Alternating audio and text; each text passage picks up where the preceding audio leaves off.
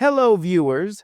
In this video, I will show you how to change the mouse cursor size in Windows 11. Want to know how to do it? Let's follow these simple steps.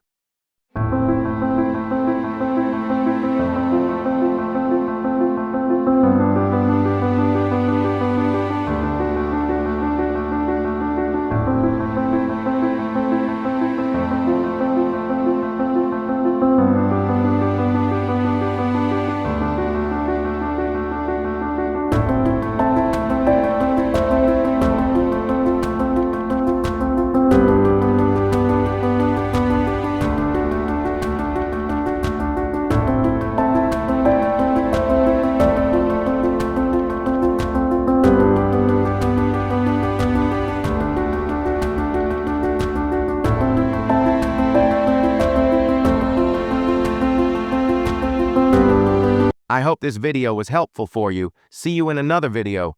Goodbye.